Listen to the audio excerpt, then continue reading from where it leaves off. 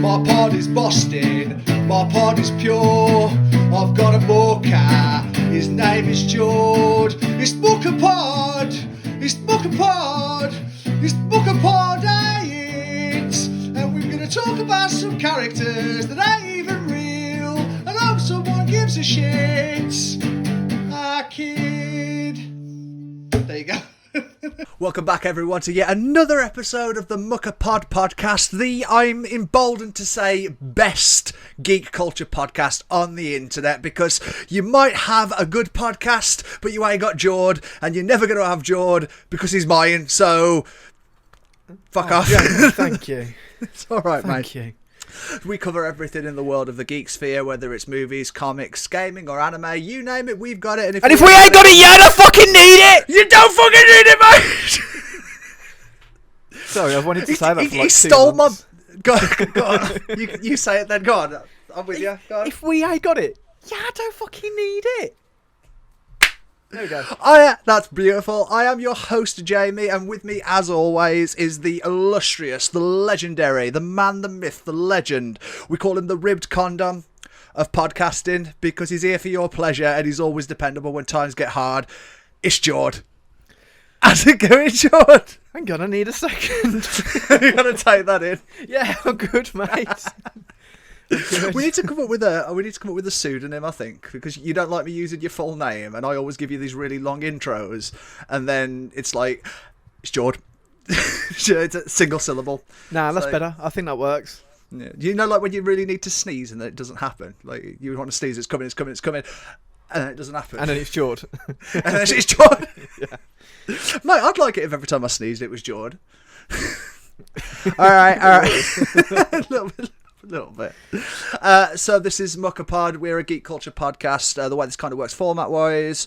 If you're the first time you're listening to this podcast, we cover a little bit of what's gone on in the news this week. We talk about it, have a bit of banter. We move on to a main topic, which this week is going to be Zachary Snyder's Zombies with Feelings. So I'm looking forward to getting into that. And then at the end, we just kind of talk about how's it going and what we've been up to and just anything that wasn't covered in any of the other segments. That's what we do, eh? Yeah, smash it. So we normally take a break. This is something I didn't mention to Jamie up front. We normally take a break after Sounds of the Pound before we jump into our main topic.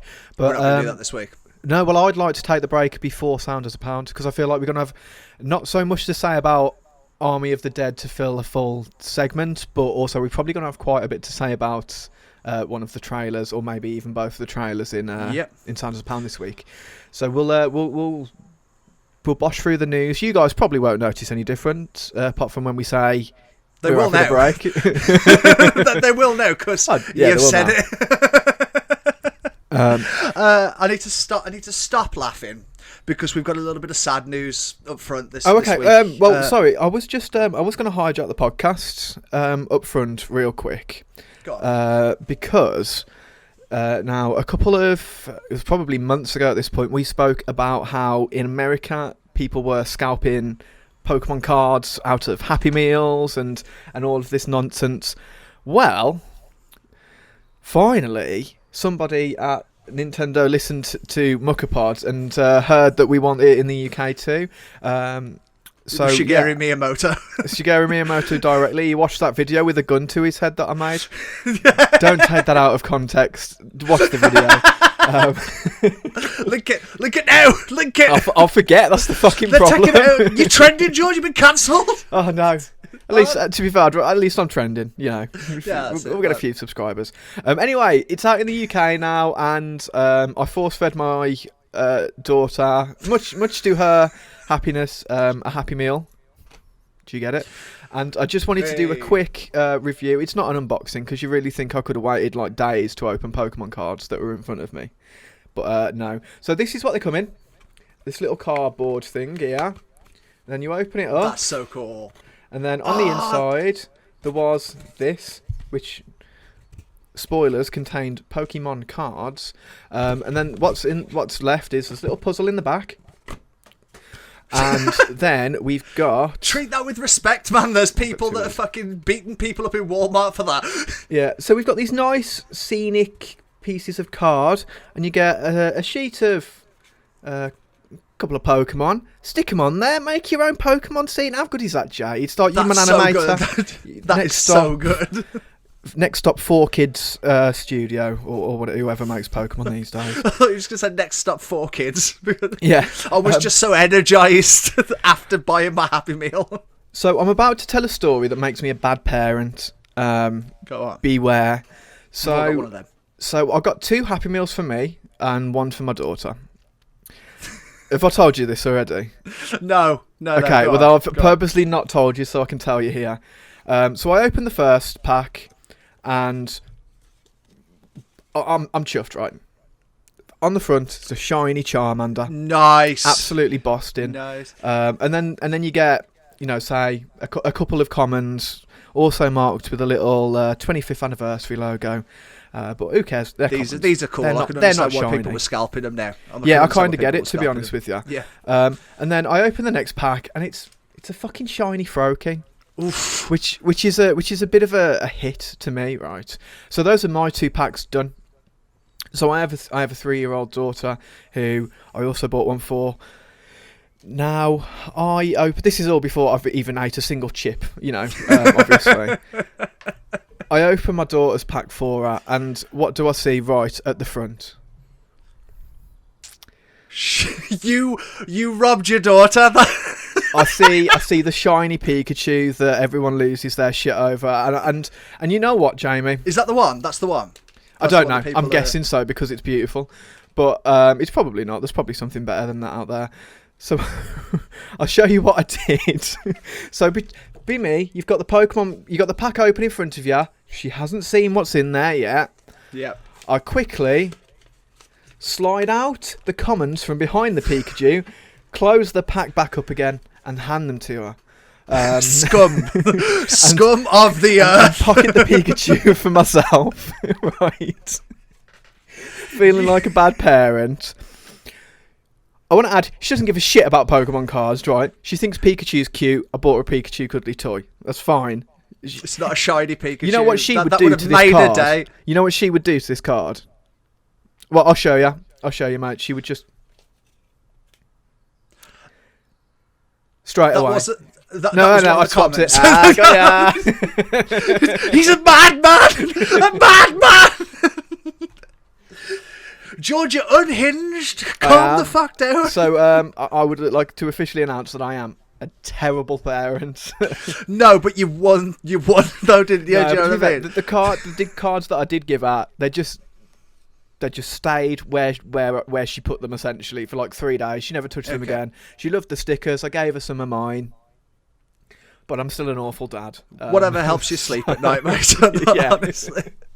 Those are really cool. Okay, I may be a bad dad, but I got Pikachu, so... You did, mate. My lovely partner, who I love, let me preface this with, I love her, did the shopping the other week, and I talked to her in the week about these Pokemon things. I was like, we talked about these on the podcast. They've come to the UK. I'm gonna have to go and get some. And it's like, yeah, I'll take you down at the weekend. Anyway, I never went with her shopping, but when she came back, I'm helping her up with the shopping because I'm a sound man and I'm a big guy. And the only real world application of going to the gym as much as I do is carrying the shopping in one trip. That's the only, because I don't compete. I don't go swimming or anything like that. It's just carrying up the shopping. So I went to do that, and I noticed that she's got a Mackey's cup in a cup holder. And I'm like, oh my God, you went to Mackey's? And she was like, yeah, I had a wrap. And I'm waiting, I'm like, yeah, and she was like, nothing. How many Happy Meals did you get me? I was like, you're joking, aren't you? You're putting me on, aren't you? It's in the boot, isn't it? She was like, no, I genuinely didn't. And I was like, that's fucking lame. And anyway, he left her right there and then. Yeah. The divorce papers, they're in the post. And she's in the next room, so...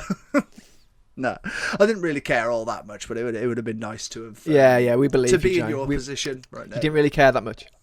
I didn't care that much as I'm seething with anger.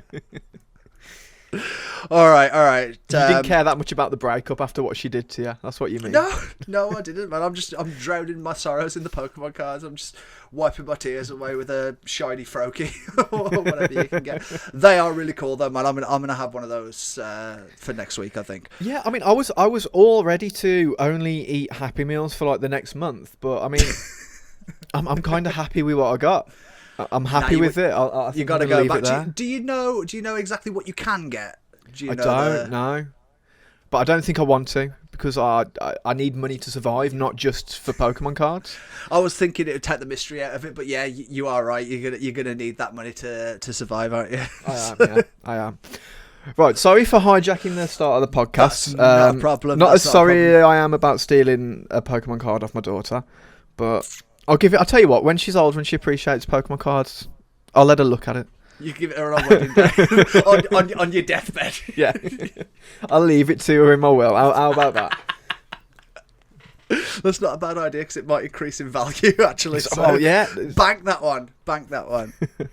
All right, Jord, news, mates. Sad one up top. definitely. Yeah. This week, Kentaro Miura, who is best known for creating the anime and manga Berserk. Okay.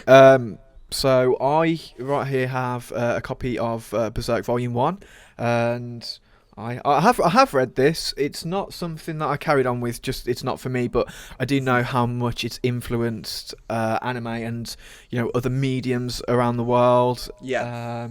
That's what I'm getting from it.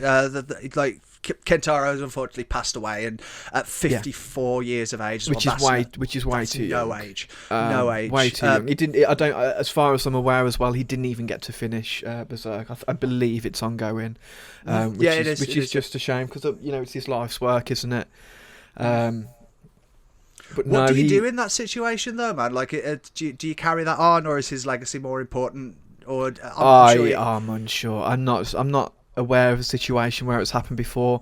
Perhaps it depends how many people worked on it. A lot of people, I believe, still work on stuff solo, but other people set up teams. I believe mangakas are like self-employed, but I could be talking out my arse. I probably am talking out my arse. But no, he's definitely a guy that influenced a lot of things that anyone watching this will have seen something that his works have influenced, like 100%. It's such a huge loss.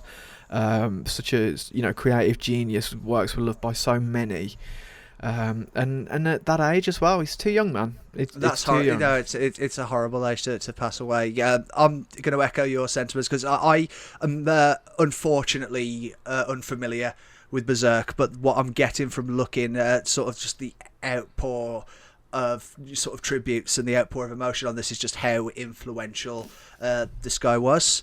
So you had people from Dark Horse coming forward with well wishes to the family and the estate. One thing I was very moved by was a Final Fantasy 14. There was like an in-game tribute, so everyone went on servers and they gave like a tribute to Kentaro, and it was very moving, man. And the manga itself is selling out following the death as well. So there's a lot of people that are getting on it now. Which I'm saddened by that. I really am. Do you know what I mean? Especially at the age you definitely. Look at. Yeah, me too. And It is sad because you mentioned anime up top. It's had a few adaptations, but all of them have just been basically disowned by fans as being shite. There isn't, an adaptation that is truly faithful to the source material or lives up to it. Whatever noise that was, I'm sorry for it. But yeah, so it's a shame. It's a shame for Kentaro himself. It's a shame for the community that he didn't get to see a brilliant adaptation of his work. I have confirmed it isn't finished, the series as a whole. But obviously these things, they go on for a long time. I'm just going to quickly punch in. Because this started in 1989. Oh, you beat me to it. That's what I was searching for. Yeah, it's been going for a long time. I think if you had a writer's room of talent around this guy working on Berserk, potentially one of those who was trusted by Kentaro would. I really doubt that it would be that sort of situation. It's so someone here has mentioned that maybe there'll be a novel or maybe some of his notes, whatever he's left behind. Maybe I was going to ask about that cliff notes kind of thing. Yeah, so maybe we'll has get he to given an see outline? some of that at some point. But no, it's the whole thing's it's just really tragic. That fucking sucks, doesn't And it? you know, man? thoughts obviously with his family and Definitely. and friends and people that he worked with on the series. Yeah, it sucks. I'm glad we've mentioned that up top. No, yeah, I'm sorry that I sort of ruined the mood of this of this part of the news with my you did it, man. I Pokemon, thought I was getting a little bit wub when you were talking about it. I was like, oh fucking hell, he gives a shit about anime, man. Like it was nice. Do you know what I mean? So yeah, I don't think you ruined it. Don't be stressing about that. I'm gonna ruin it because I need to pick myself back up now and talk about happier things. Okay. Right. So, the MTV Movie and TV Awards have happened after skipping last year because of the pandemic. They happened this year, finally, and WandaVision and Falcon Winter Soldier are big winners. Now, it's not the Oscars, is it? But I think the important thing about the MTV Movie Awards is that it's chosen by the people that actually watch this shit and not a cabal. I imagine the Academy Not being 50 like old this. rich white dudes. Exactly. Yeah. That's what I picture. I picture like a round table in like an underground lair or something like that. And like everything's proper... made of gold for some reason. That's what I was picturing. Yeah, Yeah. they've got waiters coming round with like goblets full of red wine. It's like, no, fuck those guys. The people. And yeah, even Elizabeth Olsen said, Marvel fans, you guys are the greatest fans anyone can have. And I just want to say, we know. Yes, we are. Yes, thank you. It's all right. It's about time that we get the recognition that we deserve for these. Right? All of these films out there, right? We deserve more recognition for this, for being good fans. Good fans, good boys. Good fans. It's nice. It's nice to just get an attaboy every now and then. So in a way, we won. We did, didn't we? Congratulations, guys. No, absolutely, mate. Well done, Jord. I've been fucking championing you for years. But no, best show, WandaVision. Best hero, Anthony Mackie. Okay, Captain America. 100%. 100%. Yep. Best show, WandaVision. I do think if you out of those two, that WandaVision was the better one. Neither of them have blown me away. I've got to say that. Neither WandaVision or Falcon Winter Soldier were excellent. But I thought WandaVision was blowing me away, but then I realised I left the window open at about like episode 6 or so. I was blowing myself away. Yeah. I was like, oh mate, with the concept. It got as close as it needed to for blowing me away. But best performance in the show, Elizabeth Olsen. Best fight, Wanda versus Agatha. Not sure about that one. No, there's a better fight than that in Falcon and the Winter Soldier, probably. Well, I was going to say the next one is best duo, and obviously it's Anthony Mackie and Sebastian Stan. Yeah. Best villain, Catherine Hahn, who played Agatha. Yeah. I'd agree to that. I would have given it to Russell Wyatt. Oh, but then you have to decide: is he playing a villain or not, or is he playing? Personally, he's not. I would say he's an anti-hero more than anything. He redeemed himself at the end there, but he sort of leaned into villain, anti-hero, and a hero throughout the whole thing. Mind you could say the same thing about Darth Vader, couldn't you? And that was no one was out there calling Darth Vader an anti-hero, even though he redeemed himself at the end. Yeah, I'd still disagree. With that. Yeah, I mean, you could chuck the Emperor off the Death Star all the live long day, mate, but you still went down that corridor day. You murdered all those guys that had families and stuff, you know. And all some of those people. No, it's alright, Jay. It didn't matter that they had family because he killed the children too. He killed the women and the children too. He killed them first. Yeah, he did. He did it the wrong way around. I hate them. Execute order under 6s. Some of these people didn't steal Pokemon cards off their children, man, so I don't think they deserve this. What are you trying to say? I don't know. I think the undertone of what I'm trying to say is there. Okay. And then the Generation Award went to Scarlett Johansson, who didn't do anything this year, but she was gonna. Or the year before, I don't think. But it was nice to see, and it's nice to get a little bit of I don't know, like validation. I mean, I don't really care about award ceremonies, but it's just nice to see that things are getting back to normal as well, because like the actors were there and they gave speeches and they had a bit of banter on stage. They brought the big gunk, the green tub of goo that they bring out, and they've chucked that on Scarlett Johansson, which I'm sure made some people out there very happy. Do I look like a man who actually sits down and watches the MTV Movie Awards? I skimmed okay. For the purposes of this. So I do these things so you don't have to, Jord. But no, fair play. Fair play, guys. Batman the Caped Crusader. This is an animated series that's been announced by HBO Max. HBO Max have ordered it. And it looks to be in the same vein as the Batman animated series that everybody creeps their pants over. The one from the 90s. Because the executive producer is Bruce Timm, who is a big name in that DC animated sphere. I'll take your word for it. I was going to say, are you like me? I think it's the American kids that are more, this Cartoon Network Batman series, and obviously I was all about Cartoon Network as a kid. I was all about superheroes, but I was not watching anything DC. I don't know why that was. I was a fucking kid. It wasn't intentional. It wasn't like, oh fuck DC, I prefer Marvel. I was like, I'd watch anything that I could get my fucking hands on. We got it on Toonami, which was a weird backwater. Probably. But then at the same time, that was it, whatever this was on. I'm sure the X-Men and the Marvel's animated shows were probably on the same place, and I watched them. So that was Fox Kids, which I watched the shit out of when I was a kid. You are correct. It was Fox Kids, same place, home of the Power Rangers. Yes, home of Digimon.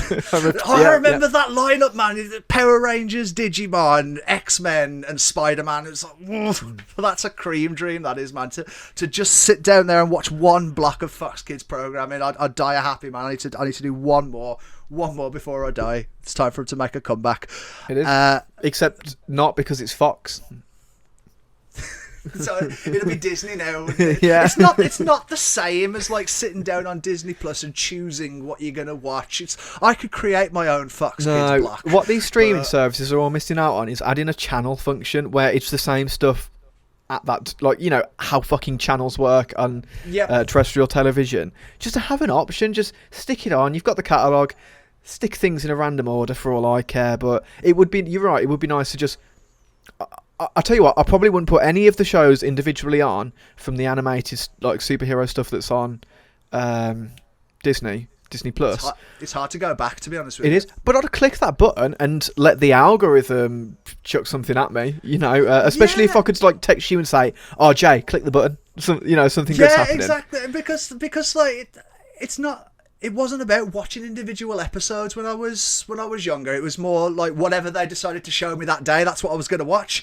And now that this is what you get, and you'll fucking like it. Yeah, exactly. And I liked it. I did. Yeah. But to now have like 6 or 7 seasons of the 90s animated Spider-Man just there in front of me. What episode do you want to watch? So, I don't know. I'm good. Can you pick one for me?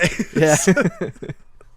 Another thing about this, coming back to Batman though, but yeah, I think that it's way more of an American thing that they love the original Batman, and I suppose it's good for some people that Bruce Timm is coming back into it, because he hasn't done the episodic series in quite a while. He's been executive producer of some of the animated films, which apparently DC kill it on. I haven't watched them personally. From what I've seen, they're really good. I would recommend the Flashpoint movie. I thought that one was pretty fucking great. But yeah, I hear good things about Batman Hush as well, which was a recent adaptation. I do like that comic run as well. However, J.J. Abrams is involved in this, and people are losing their fucking shit over it.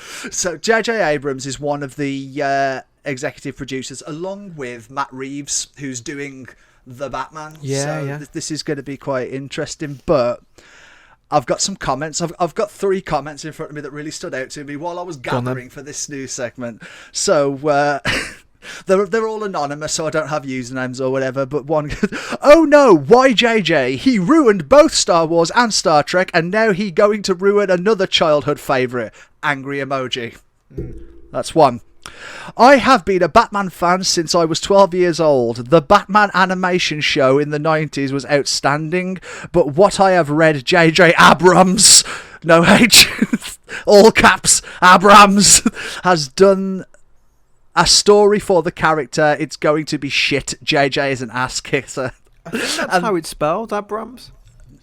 No, there's a H in there, isn't there? It's Abrams. No. Really? Yeah, I think you're wrong. I think I might be right there, Joe. Because that cracked me up. I think there's a H in there. No, you're wrong. Am I? Right, okay. But I don't know why he's capitalised it. Has he written JJ in capitals and just forgot he's left the capital? Maybe. Because you should see it, mate. It's JJ Abrams. And the third and final one, it just says, another Batman thing. Nerd culture was a mistake. Okay. Oi. No. I think they're onto something. Like this. Come on, we must be reaching the point of just where there's too much, and even the super fans aren't going to watch everything anymore. Like they can't. No, there's too much content. I'm not sitting down to. I'm not running to watch Jupiter's Legacy or whatever it's fucking called. No, don't. That's a superhero thing. Yeah, I'm not rushing to watch that. And I'm sure there's other superhero things that I'm just not going to bother with just because there's too much content.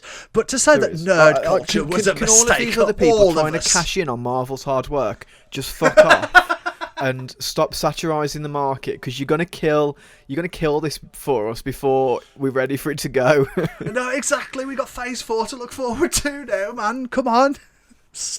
Stop capitalising on Marvel's success, everyone else. Yeah, you bastards. That is inflammatory. That's an inflammatory state. Come at me, fucking come get me, you know where I am. No. Well, just remember nerd culture. The Sidonian on Twitter. Come forward. Get him. Have him. I'll have him after the podcast for you. But no, nerd culture might have been a mistake, but it's my mistake. Do you know what I mean? Yeah, I've got one of them downstairs. She's beautiful. Like... Oh, God almighty. On to happier things, man. Are you ready for probably the best piece of news you're going to get this week? Okay, let me guess what it is. Go on. I've won the lottery. No. So it's got to be better than that, or I've definitely not won the lottery this week. Oh, well, I don't know if you... Did you play the lottery this week? No. Then shut up. How are you going to win? No, I'm not. I like My Name Is Earl, where it just flies in front of me. Oh, okay. Nice one. I'm like Lost, where I play the numbers and then my life becomes cursed and I crash on an island somewhere.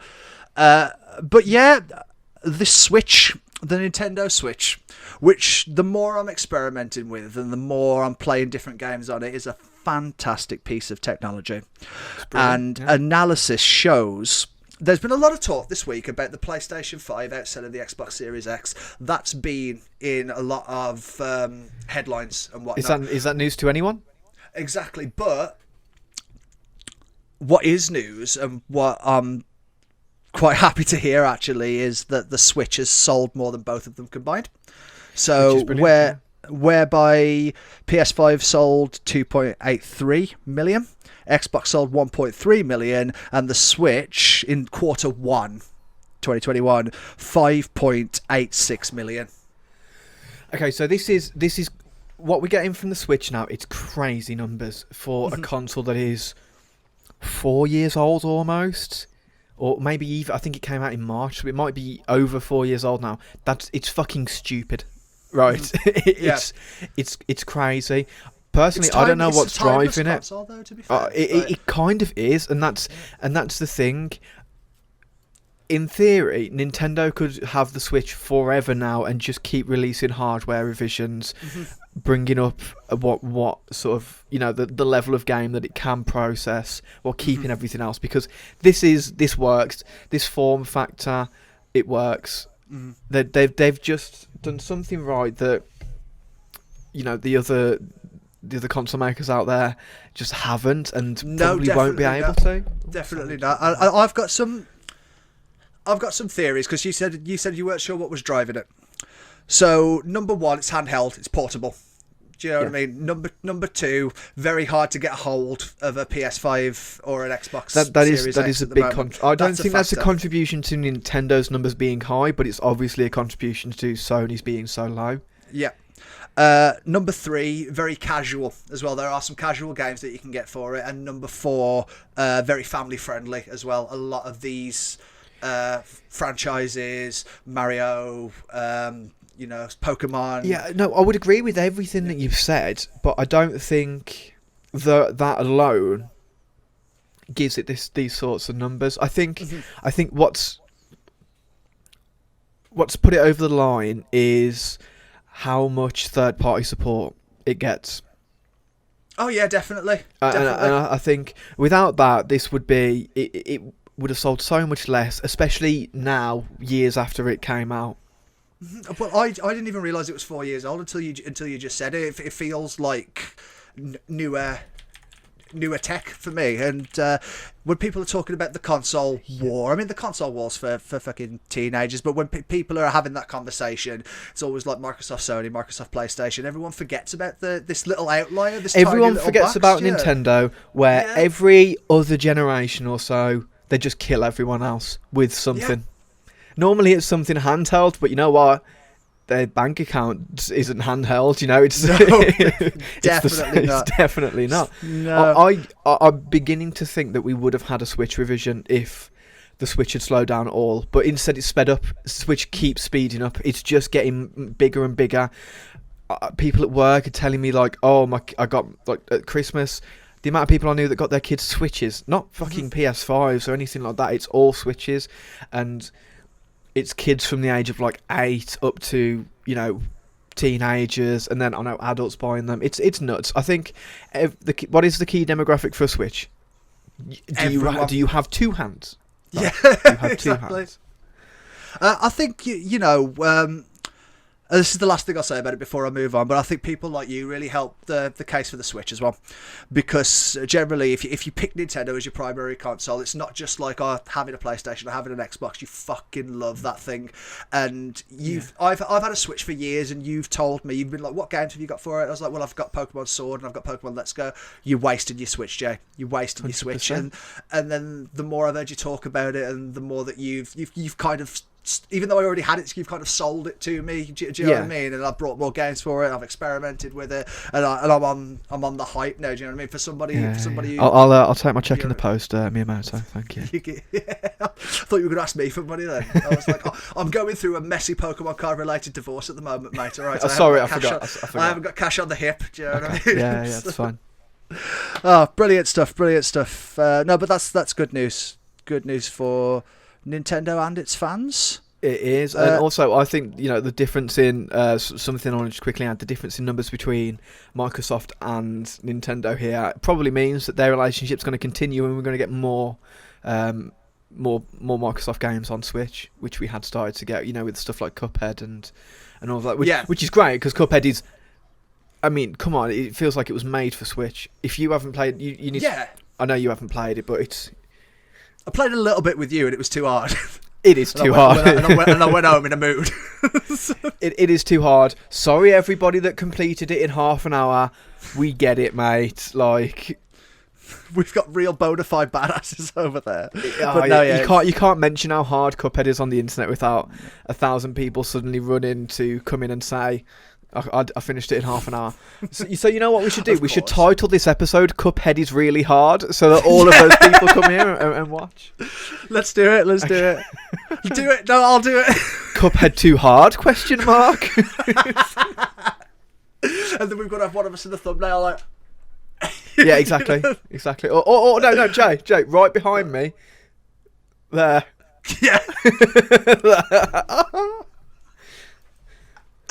Amazing. Dude, we've been going for quite a long time on the news, so I'm going to skip ahead on a couple of things that we've got here. I'm not going to cover everything that I've got on the docket, but there's two more things that I wanted to talk about before we get to Sound as a Pound. And the first one is a study that has been conducted by Casino.org, of all places. Casino.org. Casino.org, of all places. There is method to my madness. So, if you were born between 1981 and 1996, you are classified in the cultural zeitgeist as a millennial. Now, a study. Wait, what's the years again? 1981 to 1996. Okay. Are you a millennial, Jord? I am indeed. Well, according to this study, you are more likely to recognise iconic video game and pop culture characters than you are to recognise famous historical figures and politicians. Okay. Like in the street? Because I tell you what, if I was walking like a busy high street, right, and I've got who it is in front of me, and fucking Mario and Pikachu came walking down the road holding hands, like real Mario and real Pikachu, like real fucking photorealistic 3-foot man, chubby 3-foot man, small yellow fluffy electric mouse came walking past me, I'd be much more likely to notice that than Hitler. That is 100% true, but according to this study, more people. No, this is of 600,000 people surveyed in the millennial demographic. More people know what Mario looks like. More people were able, to identify a picture of Mario than a picture of Hitler. More people were able to identify Pikachu than Vladimir Putin. Pac-Man, Sonic the Hedgehog, and Luigi are all more recognisable than Joe Biden. Princess Peach and Donkey Kong are more recognisable than Kim Jong-un, and the list goes on and on and on. And the top 10 most recognisable video game characters, according to this study, are Mario, Pikachu, Pac-Man, Sonic the Hedgehog, Luigi, Princess Peach, Donkey Kong, Yoshi, Lara Croft, and Kirby. And that comes back to what we were saying about the power of Surprised Nintendo. to see Kirby on there. I've never played a Kirby game. I know what he looks like. I know who he is. Do you know what I mean? That's a good point. I bet you some poor fucker said Jigglypuff. Do you know what I mean? Somebody out there said that was Jigglypuff. And do you know what though? The 10 most Miss Pac-Man. It's Miss Pac-Man. the 10 most recognisable video game characters in the world are 7 of them are Nintendo characters. That's pretty fucking good for Nintendo. It's very impressive, but that's what Nintendo do, isn't it? Definitely. Well, they put a lot of effort. I tell you what, they didn't stumble into that. It wasn't a happy accident that is the case. No, absolutely. It's their entire business model. They put a lot of effort into making these characters recognisable from just a silhouette. So I'm not surprised that you probably know who Vladimir Putin is. You're like, oh yeah, he's the premier of Russia. But if you're more likely to see Pikachu on the front of a T-shirt than you are to see Vladimir Putin, unless you like watch the news or read newspapers and stuff like that. Also, I'd love to see what the sort of the margin is, like how many more people can recognise Pikachu than Hitler or whatever. Do you want the stats on Vladimir Putin? I've got them in front of me here, man. I'll give you that one as an example, and then I've done my own research as well. So I know him. He's Jeff Bezos. It's Lex Luthor, actually, mate. Yes, it is. So Vladimir Putin 96.5. No, sorry, Vladimir Putin 95.9% recognised him versus Pikachu, which is the one immediately above him, 96.5. So there's 1% of people. All right, so there's fuck all in it then. So this doesn't matter at all. It's not like 20% and 80%. Well, that's the thing as well, because this is. I'm really happy to hear that 36.9% of people could recognise Billie Eilish, but 92% of people recognise Mario. That's like, fucking yeah, let's go. Do you know what I mean? But I always contest the results of things like this. But I always have to realise that I work in the media and I'm all clued up on history and whatnot. So I did my own research, and I spoke to a modern millennial. It's going to be a long fucking podcast, guys. So. Basically, I showed them 10 pictures of pop culture people, fictional characters. 10 pictures of historians. 8 out of 10 on the pop culture and 4 out of 10 on the historical figures. Is this somebody that I know? It is indeed, but they want to remain nameless. It's okay, Jay. I can guess. There aren't many people. The best one. I need to find where it was. The best one was fucking Joe Starlin, and when she said it looks like Richard from Friends. So that was the best one. But no, there were people like Crash Bandicoot, Leonardo da Vinci, Richard Nixon, and Sonic the Hedgehog. 4 on the pop culture and 8 on the pop culture and 4 on the politicians. So I would have to say that you can't really include that data of recognising Crash. No, that's true. That's true. I mean, there's a bunch on there that this person wouldn't be able to recognise if they hadn't have met me, I think. Yeah. Do you know what I mean? With the exception of, you gotta know who Mario is, you gotta know who Pikachu is, you gotta know who Sonic the Hedgehog is. My 3-year-old knows who both Mario and Pikachu are. She did when she was, in fact, one of the first... I wish I could pull it up quickly in front of me, but my daughter's first steps were actually bringing me a Pokemon plushie. That's so cute. And I've got it on video that somewhere. Is so cute. Dig out that video, man. Dig out that video. I've got to see that. Okay, so the last thing that I want to talk about right here is some journalist known... Some prick who writes for The Guardian, a guy called Scott Tobias. Which is a shame, right? Because The Guardian is my favourite media news outlet. Yeah, by far in the UK. Yeah, it's not even close. It's not even close. But you got I can't. But to be fair, I can't say. Jamie is remaining impartial throughout this segment. Go on. What have I said? No, but I'm remaining impartial, but I can still disparage the fact that a professional journalist decided on the 20th anniversary of Shrek to write an article about just how unfunny and garbage it is, and you know it's that I think they're unfunny garbage. Nago. I was just straight up like, oi, pack it. I'm not having this. Hey, oi. I'm not having it. So the article, from what I could glean from it, is that Shrek didn't respect the source material enough. So of Shrek, of fairy tales. So this is a guy that says, you know, when Robin Hood and the Merry Men appear. No, hang on. Come close. That was the point. That was the point of the film. No, yeah.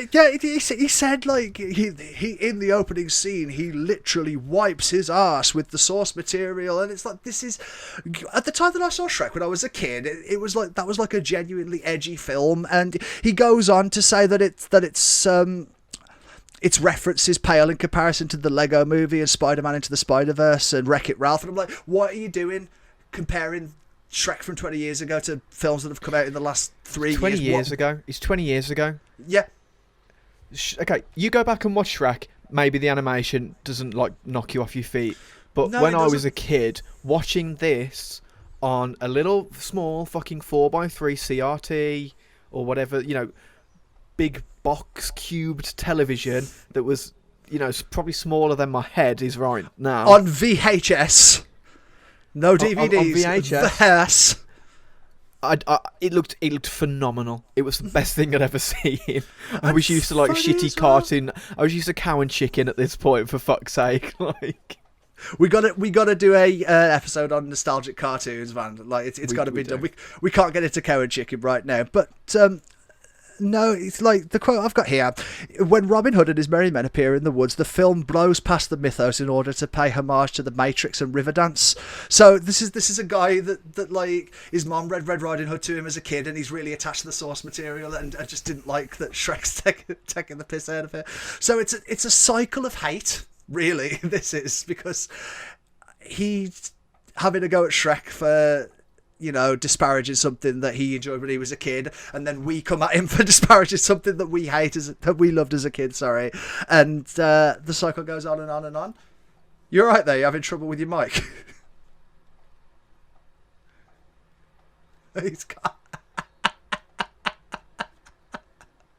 He's up. We're good. So, one, right. He's handheld now. I like this. Go on. It's satire! It's satire! That's the point! It's satire! Ah!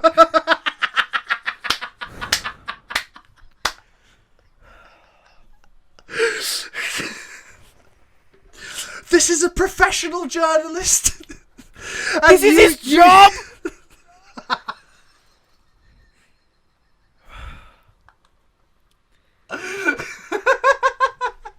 He went home that day, right, and this is what bothers me. He went home that day and he Got fed paid. himself using money that he earned from calling a 20-year-old kids film shit, not accurate.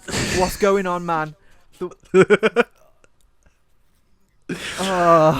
Worse yet, it encouraged a destructive know-it-all attitude towards the classics that made any earnest engagement with them seem like a waste of time. Those once-upon-a-time stories were now rendered stodgy and lame, literally toilet paper.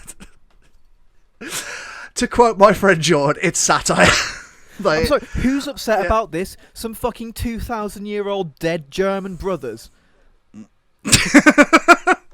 No, Nottingham's probably upset. I went to Nottingham, right, and it's like, okay, we get it now. Shut up about Robin Hood. Do you know what I mean? It's just fucking everywhere, like Robin Hood this, Robin Hood that. So the people of Nottingham are probably upset about this. But what actually upsets me about this, and like I feel like I don't want to tell you this, considering how animated you've got already about it. But recently it was added to the National Film Registry. Shrek was, and I'm not sure whether he was taking the piss when he tweeted this out, because I went on the guy's Twitter and he's being all smug about it. Do you know what I mean? And he says, "I'm told that my argument here is so persuasive that Shrek has been removed from the National Film Registry and reclassified as culturally insignificant. I'm sorry, this film could not survive my dissent." So I'm not sure if he's taking the piss or not, but He's got to be. Yeah. I won't believe anything else. I think it holds up. I'm not like a blind fanboy. That's because about it does. It's a good film. It's funny. It's funny, and isn't it? what kills it is it's the voice acting and the writing. Yeah. Smashes absolutely. it. It's a good film. The one criticism that he does get that I kind of get a point is that this film opened the door then for celebrities to pile into the recording booth, and we got, you know, like Over the Hedge and a bunch of, you know, Shark Tale, but that's not Shrek's fault. Do you know what I mean? I'm sorry, why is that a problem? Actors would acting? No, but voicing animated. So basically, he's saying that the quality of animated films went down because it was more about getting Beyonce in the booth than actually getting somebody who was a good voice actor. Or I get it, but I don't care. No, because I don't get it because how I'm sorry, how does that work? The films before the voice people come in, the film's normally made. Right, isn't that how it works? Yeah, and exactly. Just don't fucking watch it then either. Like, I saw a trailer for The Croods and I was like, oh, this looks shit. I'm not going to watch it. Done. It was alright, and then I don't have to write an article about it. Okay, yeah, like you can say this. It opens the door for loads of shit films to be made. You know what? Loads of shit films were going to be made either way, but we do also get amazing films, amazing animated films. Still, one of the best films of all time is an animated film called Into the Spider-Verse, and no, don't at me, I'm not interested. So this has got okay, can we just this has got you back all up, right, innit? all right, we're going on break Yeah, no, it's Jord, you love this woman, right? You want to hold her? Squeal. Then you got to try a little tenderness. The chick think that romantic crap. Joe, we're going to get DMCA'd. Okay, before we go on our break, I just want to say I'm really sorry that this is the loudest episode we've ever made. I'll try. I have never, ever on this podcast or in my real life seen Jord get that animated about anything, and I didn't realise that Shrek was going to be your trigger point. I love Shrek, mate. I fucking love Shrek. I'm all about it. I will defend that green fuck to my deathbed. Yes, yeah. And it's not just because of the memes, mate. It genuinely holds. Go and watch Shrek. I'm going to watch Shrek tonight. Yeah, I'm go put for it, mate. To bed. You go for it. But we are going to definitely take a break nice because I need to reattach my microphone. Yeah, no worries. Thank you to everybody who's still like watching and subscribing and listening and giving us a like and a thumbs up. We get loads of comments, which is great. Keep the comments coming. Like I don't care whether it's like whether we've annoyed you. Maybe you really do hate Shrek. Do you know what I mean? Just put that comment down there. But a lot of the feedback that we're getting is great. Keep subscribing, keep interacting, really helps us. Thank you to our regular listeners. Thank you to our very small but dedicated listeners. Yeah, thank you very much, and thank you all for your lovely comments that we've been getting over the past couple of weeks. It really does mean a lot to both of us. It really does. Yeah, man. no, it's really good to hear. It's so encouraging. It's one of the reasons that we are doing this, isn't it? Really? Yeah, keep on keeping on. Growing an audience is hard. It's difficult, man. I'm finding that out more. I knew anyway, but like it's really difficult, man. So this ain't my first rodeo trying to grow an audience. I've failed many times before. Oh, we'll get there, mate. We'll get there. Like this is probably the most successful I've been and the most consistent I've been at growing an audience. so I'm just gonna keep on doing that. Plus one subscriber a week. We'll get there, mate. Eventually, million subscribers if we go long enough at that rate. You know, that's what. Well, that fucking Shrek rant's gonna help, mate. Sorry, I'll cut it. No, it's going to help. Is what I'm saying. That was gold. Oh, okay, great. Okay, we'll be back in a few. All right, my lovely ladies and gentlemen, we've reached that point in the show that's known as Saarnd as a Parrnd or Down on the Ground, and here's how this section works for those of you who are watching it for the first time. Basically, we've got some things in front of us, they're trailers for stuff that's coming out, and we're going to tell you whether it's Saarnd as a Parrnd or Down on the Ground. So the first one on the docket this week is Marvel's Eternals. I still don't know what the fuck this movie what's this film about? I don't get it, man. So okay, it looks great. Like the shots cool. are very pretty looking movie, but I still get kind of like Inhumans vibes from the look and feel of the costumes, and that's never a good thing to have, is it? I don't get that from the costumes. I think they're kind of weird, but I think that might be the point. I enjoyed that, you know, we saw them stumble on a few people in like huts, and with their help they've made this enormous great civilization. Like, I kind of get maybe so that's off world, or is that on Earth? I think that's Earth. I would imagine that's Earth, like way back when. Avengers, weren't they? Yeah, okay. And you got to have that stinger at the end, haven't you? You got to have a little Marvel style joke at the end. It's got to be done. Little shawarma table scene. Yes, absolutely. I'll watch it. It's Marvel. I'm gonna. It looks good. I just don't know what it's about. Yeah. I think this is going to be the best film ever? No. Am I like really, really looking forward to it? Not really. Am I going to watch it day one? Absolutely. Yeah. You know it, mate. You know it. They've got us though, haven't they? They've got Marvels. They've got us like that. Yeah. So you can never give that back either. And then there's the second one. So what's the we didn't do the title of the section. Sorry. Is it Saarnd as a Parrnd or is it Down on the Ground? Or is it one of them, mate? I think it's just one of them, ain't it? It's one of them, mate. It looked kind of generic. It did a bit, didn't it? But it has, like, everything I've seen about this has looked kind of generic. I think we need to wait for the thing to come out. That's it. I thought they were going a different way with that opening shot, because obviously all the people get up and they look worried and they see the spaceship in the sky. I thought that the camera was going to pan red and they were going to show us a fucking celestial or something. Do you know what I mean? Like, that would have been amazing. Yeah, exactly. Not just from the Guardians flashback thing, but from on the ground with the scale, and it puts its staff into the ground and fucks them all up. That's what I thought was going to happen. That would have been great. We don't really know what the stakes are from this first trailer. We don't know where the conflict in this film is going to come from. But it was a teaser. It wasn't trailer one. It was a teaser. Teaser trailer, and I definitely felt teased. So they've I was just about succeeded to say, there. it did its job as a teaser. Like teaser trailers, they really just establish tone, don't they? And the tone looked good. Pretty much. The tone looked good. And then slightly more bittersweet. Oh, sorry. What did you give it? One of them, mate. Yeah. Okay. Yeah. And then something I'm absolutely giving Sound as a Pound, and kind of bittersweetly giving Sound as a Pound as well, is the trailer for the Friends reunion, which comes out this Saturday or this Friday or whatever. Yeah. So we won't dive too much into it, but like a lot of people around our age, we like Friends. I know it's not liked. I know that I know people hate it. I know people on YouTube remove the laugh track. Fucking sue me. The last episode of Friends aired while I was in primary school, and I watched it because I loved it then. I loved it at that age. I watched 5 years later. I watched it and I fucking cried. Yeah, I probably did too. I remember I was in the back bedroom at my first house that I ever lived in, and I sat down and I watched the whole thing, and it's panned in on that empty apartment and on the keyhole, and I fucking cried.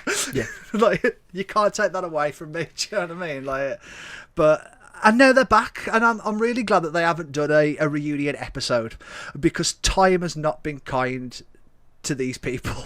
I mean, I kind of don't want to talk about it, but some of them look rough. I mean, yeah, you know, boo-hoo, they're all multi-millionaires, but... Yeah. What happened to Courtney Cox? What happened? She's sorry for some of she's them, a fucking cyborg. She's been like that for a while. I mean, she did a couple of episodes on Scrubs, you know, before Scrubs finished. So that was a while ago. Even that's going back a bit, yeah. Yeah, and she'd already started. She'd had some work done then, which is a shame because she was an absolutely beautiful woman. She was gorgeous, yeah. And the same as sorry, the same as what's his name? Matthew Perry. Matthew Perry, yeah. He looks like he's possibly had some work done, which again is a shame because you know it was a very handsome bloke. And I'm sure they probably would have aged much more gracefully. Yeah, definitely. Without it, but I think there's a lot of pressure in Hollywood to still look young and yeah. Yeah, and it's very well documented, hasn't it? Really, with Matthew Perry, that it hasn't been his day, his week, his month, or even his year. So not in a long time, mate. Not in a while. So I reckon that he's gonna bring this whole thing is gonna bring the feels, isn't it? Really, I'm not gonna have a good time watching this. Like, no, and I hope it's long. Yeah. I hope it's quite long as well, because I really want to get into how all the actors feel about everything that's happened to them, including and since Friends. Yeah, definitely. And a bit more about their relationships and stuff. Yeah, how are they? Are they friends? Like I know that Jennifer Aniston and Matthew Perry stayed in touch. They're on each other's Instagrams and things like that.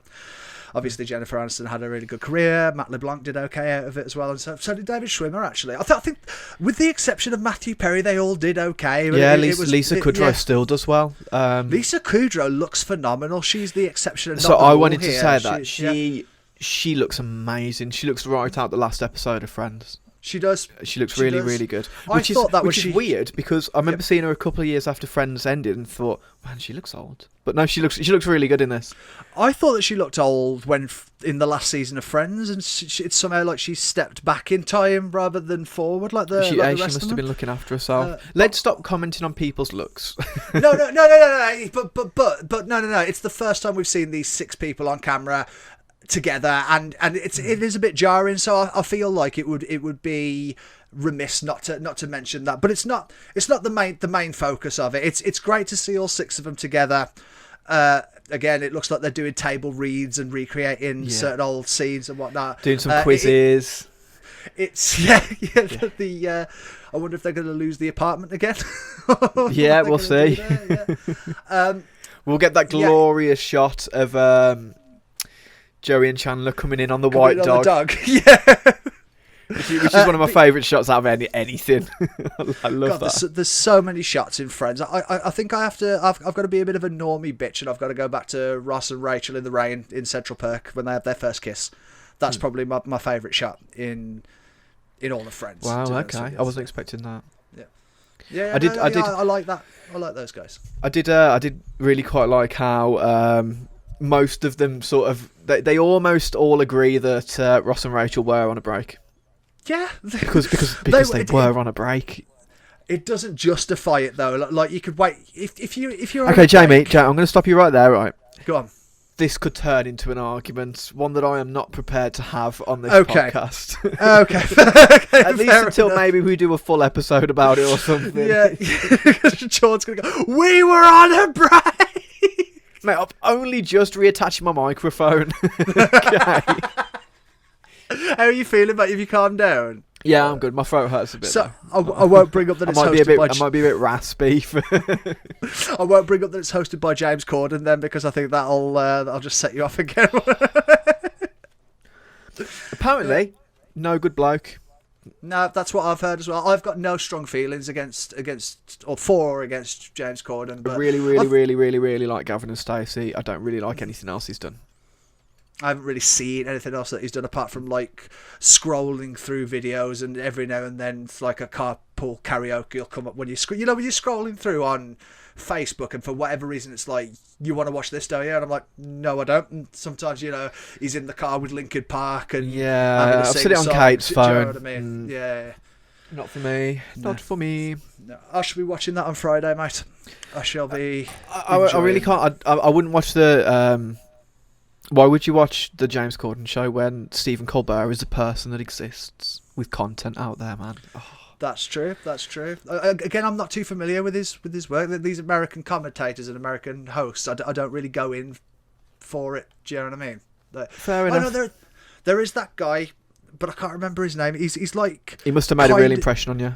No, but he did though. I just can't remember his name. He's like the guy. He's sort of like kind of British, and I think he does the Today Show, and he's like. John Oliver. John Oliver's amazing. No, like the younger Afro American guy. And he's kind of British. He does a lot of political stuff. Trevor Noah. Maybe, yeah. But he's good. He's good. Okay. Right. Usually we'd have a break here, but we've already had one, ain't we? We have, mate. I'm a bit out of sorts now. I don't know what to do. So I would like to give the Friends Reunion trailer a sound as a pound. Big sound as a pound. Big sound as a pound. Sound as a pound that I found on the ground, which is wow. That's high, man. No, this is something I've been waiting for. What feels like my entire life at this point. Yeah. I am so glad. As someone who is a die-hard, seen every episode 30 times, got the box set multiple times. Yeah. I've watched so many episodes of Friends that I've only got half the box set left. Because I just don't know what's happened to the rest over the years. But. Oh, bless you. In fact, it wasn't even our box set. We nicked it from Kate's sister. And I think we had to buy her a new one instead of giving it back because we just ruined it. We just used it too much. Your family's lucky to have you, mate. I'm not going to lie. You nick the Pokemon cards. You nick their DVD box sets. Mate, I'm just all around great dad, great brother-in-law. Right, so we're going to segue now into our main topic of the episode, which is Zombies with Feelings by Zachariah S. Snyder. Yep. No, it's Army of the Dead. Jord, Zack Synder. Some like him, some don't like him so much. I'm kind of in the middle of him. He might be more hit than miss with me now. Okay. So I understand enough about Zack Synder to know where to set my expectations on different aspects of a film going in. I know it's going to look amazing. Yes. I know that there's going to be some really great character designs. Yes. I know that the colour gradings, the shots, the CGI, the framing and everything. It's going to look spectacular. Sound design as well. Yeah, all of that is going to be sounds good, sorry. Second to none. Mm-hmm. The story's going to be really shit. Is essentially. Did you find that with this? Yes. Really? Yes. Oh, well, you see, I was kind of surprised with how much I enjoyed myself watching this. Sorry, I will say I really enjoyed this film.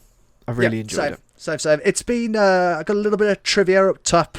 So 17 years since Dawn of the Dead. Some would argue that that is Zack Snyder's best film to date. Absolutely it is. I don't remember it too much, to be honest with you. But it's iconic enough for you to sort of just take that on the word, though, really. It's a very iconic film. It was also pointed out to me that this movie ends on a sunset, so it's kind of thematic as well. So but this is a project that he's been trying to get off the ground since 2004, so to me that implies that it was potentially going to be a sequel, but it's been in development hell since then, but Netflix have come along and shelled out the cash. This cost $90 million to make. That's incredibly cheap for this film. Wow. Yeah, millions of money. This looks like $150-200 million film, if you ask me. Yeah. I think it looks phenomenal. Looks great. It looks as good as the rest of them. It looks as whatever the film that you think looks the best. This probably looks as good as. No, definitely, and the cast look great in it as well. Like Dave Bautista is not a bad little actor, is he? Do you know what I mean? I really rate him, but that's also because when he started making the transition, when he found out that he got the role of Drax, guy just went hammers hard as a motherfucker on acting lessons and bettering himself, and that is so fucking respectable. He's he was already technically a professional actor working in wrestling, so for him to sort of realise that, yeah, I'm probably not good enough for this. Put in the fucking work, put in the time, put in the effort. It seems to have paid off, I think. Absolutely. And he's built like a brick shithouse as well, so that always He's goes a long way. huge! He's fucking massive. Absolutely massive in this. And the thing is, though, he's phenomenal as Drax, so I don't know why I was surprised that I even need to mention. Dave Bautista's really good in this. I don't know why I thought he wasn't going to be. I think it's because I've never seen him as a leading man. Lots and lots of great films. And yeah, he's part of an ensemble cast in most of them. You could argue he's in this too, but I'd still say he's the main character. He is. He's the protagonist. He is, yes. Literal English literature tells us that every story needs a protagonist, and in this one it is Drax the Destroyer, and he does a really good job. But to be honest with you, most of the crew members I found were really likable. You know, like the safe cracker guy, he was great. He was really good. Yeah, he was really funny. I thought they were going to do more with the streamer whose channel would get straight up demonetized. I'm just going to say that. There's a guy in it there's like a blonde guy, and when they're recruiting him, they're watching a live stream of him, and he's like, "We're in downtown Las Vegas. And I've got a triple headshot. Yeah, like and subscribe." Yeah, Goose Man, that's the one. Thank you very much. Yeah, but yeah, his channel would be straight up demonetized. Like, I don't know, man. No way. Twitch are letting anyone do anything these days. It was a YouTube button. Oh well, he's like fucked. And subscribe. Yeah, he's not making any money off those streams. That's age restricted in over 83 countries, mate. What are you doing? Yeah, that's not showing up in anyone's recommended, mate. No, mate, no. But if he's got a loyal enough following, he can get by on sponsors alone. I know this from a friend. So yeah, there you go. Yeah, and then his daughter, who was a good actress in it as well, who I couldn't think of the life of me where I'd seen her before, and I still don't know. I think she might have been one of the dickheads who bullies Hit Girl and Kick-Ass too. I think that's where I know her from, but when I saw her, I was like, I've seen this actress in motion before. Picture her in that.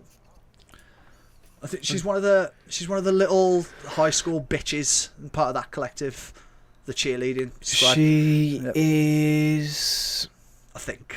I don't see her in that, but I guess it wouldn't be in her known for. Yes, she is, mate. You've nailed that. Kick-Ass 2. Yes. She's in Maleficent. She's in The Legend of Tarzan as a young Jane body double, uncredited. No, it seems like she's been working, but she hasn't really had a huge role. It doesn't seem, or at least not in something that I recognise off looking at this. I think she fucking sells a character in this, though, man. Apparently they're making a TV show of this. What the fuck? They're doing a prequel, and that's already finished shooting, and it's starring and directing the guy that played the safecracker, and it's called Army of Thieves. There's another one called Army of the Dead Lost Vegas as well. So they're building a little cinematic universe around this. I'm all for it. I think it's a good universe for that. There's a lot you could really do with this. There's some stuff in this. I don't know whether to jump straight into spoilers, because I want to talk about some Endgame type stuff here. Not Avengers Endgame, but I want to talk about. There's a few things in this that are a bit like blink and you'll miss it. That I want to talk. Should we do a little bit more non-spoilers first? Yeah, I think that's a good idea. Yeah, okie dokie. So, what did you learn from the opening scene of this, Jord? Because to me, it was a bit of. What did I learn from the opening scene? Public service announcement. That my partner Kate won't pause the telly if my mum calls. That's what I learned from the opening scene. You see, I learned that it was a bit of a public service announcement about getting sucked off while you're driving, because in some extreme cases that could lead to the zombie apocalypse. Yep. Okay. No, I did see that. Yeah. So the run time of it going into it made me nervous because it was 2.5 hours, right? And I knew what the premise was for this, or I at least knew the basic premise, and I was like, I'm not sure there's nearly 3 hours worth of content in that premise.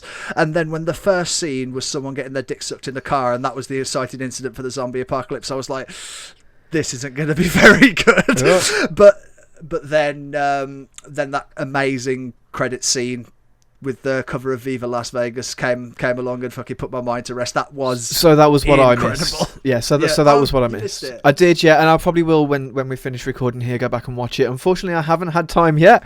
No, that's because one of the highlights. How I watched this film was about an hour before I went to see an image on a screen of my second-born child for the first time. Oh yeah, that was a fucking amazing. Sorry, not second born because they're not born yet, but second soon to be. And then we came back and we watched about another half an hour, but our firstborn child refused to stay away from the television. We tried to set them up in the corner, like a bit round the corner, so we could see them and the telly with the sound down. No, we got about 20 minutes in and it wasn't happening. So we had to give that up. Then we were going to try and watch it when she'd gone to bed, but I fell asleep on the sofa before that. So you've had a bit of an hard time watching this. Yeah, so how I watched the last 40 minutes of this film was in 2 20-minute blocks on my iPad, one on the train and one on my lunch at work today. So I'm glad I finally got through it. I sat on my sofa in front of a big 4K TV and watched it in one sitting. Yeah, that must be nice, man. I've had a busy few days. No, I'm glad that you said that though about your daughter, because it's not a film. It's not a casual film that you can watch with just a kid in the background, because the gore in this is pretty full on. No. This is realistic Invincible levels of gore. Yeah, proper cartoonish. Yeah, over exaggerated gore. And to be honest with you, the zombies in this are quite a frightening concept, because you get your walkers or your shamblers or whatever they refer to them, like your basic Resident Evil level. Yeah, the stuttering zombies that work, the mechanics of which are kind of just like regular zombies, how you would imagine it to be. But then you've got the alpha zombies, and these are zombies that can think, and that's a terrifying concept. I don't like that. Like zombies that can plan. It's not exactly the first time that I've seen it. Mm-hmm. Oh, it's been done, but that's the thing. I haven't seen a film like this for a long time, and I feel like it's just what I needed. Like I like. You are right there. Actually, you are right. I think the last sort of film we had on this scale was maybe World War Z. There might be something since then, but nothing that I've seen. I didn't see that though. That didn't interest me as much, especially with like the rating. It was kind of PG-13, dumbed down, and it sort of seemed like something that I've seen before. But the thing is, with the Zack Synder movie, like you said, going into it, you're at least going to get something that's visually appealing, even if the narrative doesn't necessarily hold together. Like, I've got a big problem with the narrative of this one. There's a certain character that spends most of this movie trying to save another certain character, and you never find out whether what happened. You never find out the outcome. Okay, so let's jump into spoilers then, shall we? Okay. First of all, overall, what did you think of this film? Sound as a pound. I'll watch it again. I really like this. I will watch this again. There are two tentpole franchise movies that came out this year that I was really looking forward to, that have hold a special place in my heart. That being Godzilla versus Kong, and I love that franchise, and Mortal Kombat, which is a very near and dear franchise to me. Of the three, Army of the Dead included, Army of the Dead was my favourite film that I've seen this year so far, and I'm hoping that other things will top it. Because it wasn't. So I've seen those films too, because of you and because of this podcast, and I would just wholeheartedly agree. Yeah, brilliant. And it's so easy to. I'm glad you said that, because those are such good films to make a comparison of. Because what's good in Mortal Kombat and Godzilla is great in this, and what's bad in those is also bad in this. Mm-hmm. Yeah. Okay. So give me some negatives then. Give me some negatives. Okay. Are we going spoilers? Spoilers. Shall we go from where I was going on about Gita? Yeah, I think so. What happened to Gita? What happened to this poor woman? She got her out.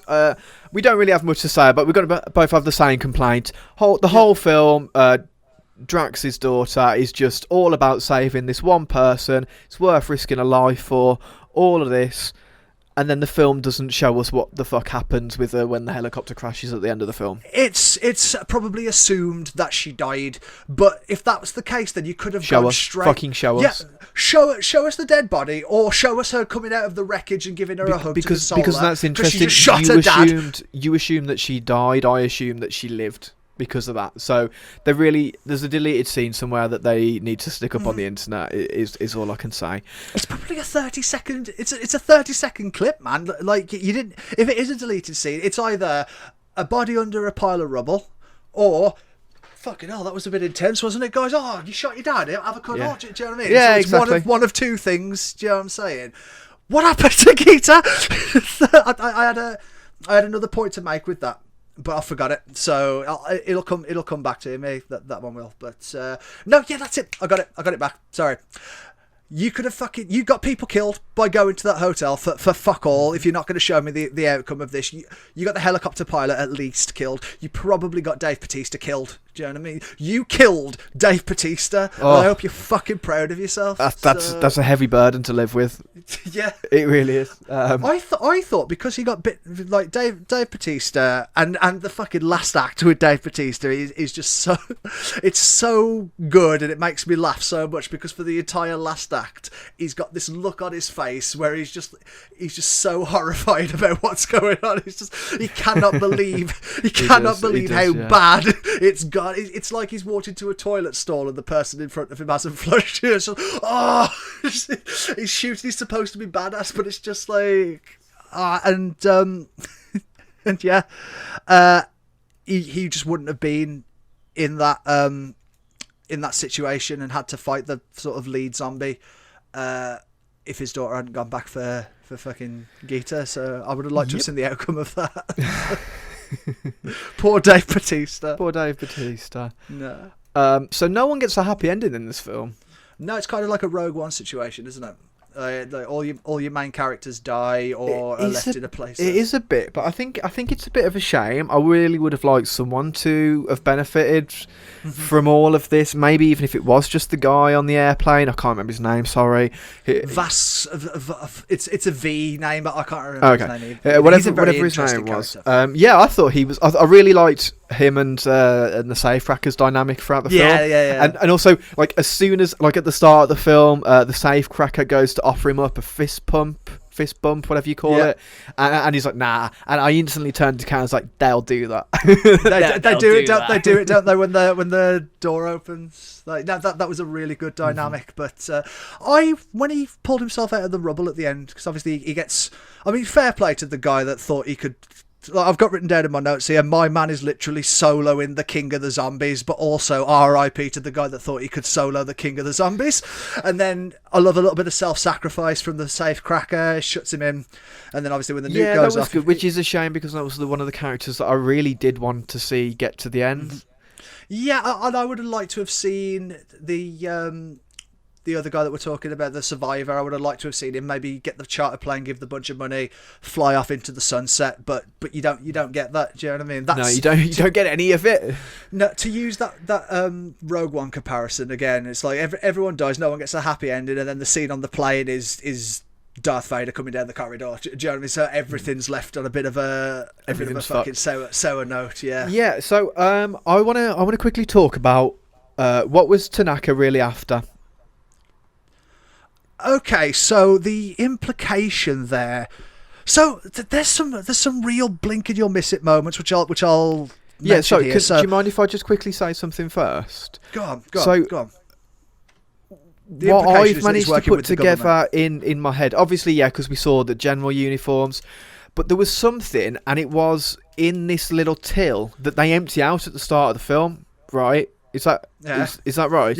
Yeah. And that is where Bautista gets his money that he then gives to his daughter at the end of the film.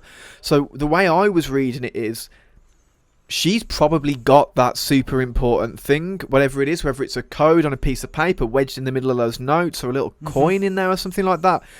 She's the person who's most likely to have ended up with whatever this thing is that is supposedly worth, what was it, 2 billion they estimated in the film? Yeah. Like a shitload. Billions of money. Billions and billions of money. So yeah, it seemed like there were a few things that got set up in this film that but nothing they maybe planned on paying off but didn't.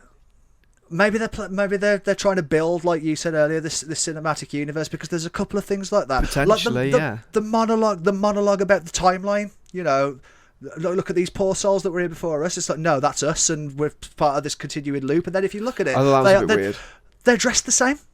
Do you know what I mean? They really? And they are. They've got Dave Bautista's scarf on and the flowery shirt that the helicopter pilot wears. It's them. Oh, okay. And there's sort of like lines. If I'm sorry, I'm trying to remember it. There's lines about the vault being a gateway, you know, this is either death or rebirth, and it's named after an opera that's about Ragnarok and things like that. So there's stuff here that's set up, and so in, like I said, blink and you'll miss it moments, like the fucking robot zombie. Did you see the robot zombie? Did you catch that? Yeah, I did. Yeah, I did catch that. There's a couple. There's one in the hotel that's got glowing eyes, and then one that gets shot, and it's... So what's the fucking deal with that? Do we know? So the implication there to me is kind of like either the government's put them there to keep an eye on the horde, or the zombies are making them themselves. I think the first explanation's probably more likely. Mm-hmm. Well, the zombies are coming. Sorry, the main zombie, the king of the zombies. He's being transported. Zombie Daddy. Zombie Daddy's being transported across the Nevada desert towards wherever they're going, and he ends up at Vegas. But I could have sworn that he's being transported from Area 51. And I think they even say that, don't they? It's got to be that. I'd probably guess Roswell, because they start talking about aliens and stuff like that, and that was, yeah. So it's got to be something like that. So this thing might be alien in nature. Now you could say that it's like a genetic mutation gone wrong, but... why would they want the head then, or the blood, or whatever the military guy's after? Because if they could just make more of them, they'd do that, wouldn't they? But they can't make more of the alphas without him. He seems to be the one that makes the alphas, so that's why. Did they find him? Is he alien in origin? Is what I'm saying, or is it like? Because I think the more likely outcome is he was human who encountered some sort of like alien pathogen or something. Mm-hmm. You know, because he looks pretty human. He can turn other humans, and they do very similar things that he does. He's a big guy. He's fucking huge. I don't know who played him, but looked the part. Looked like one of the Uruk-hai from Lord of the Rings, I thought, especially when he puts the helmet on at the end. And I love that they gave him a cape. Like, you don't need to give the guy a cape. They gave the cape a line in the film to say, does that zombie have a fucking cape on, or whatever it was. In a fucking cape. That's smart though, when you know your only weakness is your brain, to put a bulletproof helmet on. That's some engineering. Yeah, maybe some bulletproof sunglasses too. Just a thought, man. Just a thought. Yeah. That could have come in handy.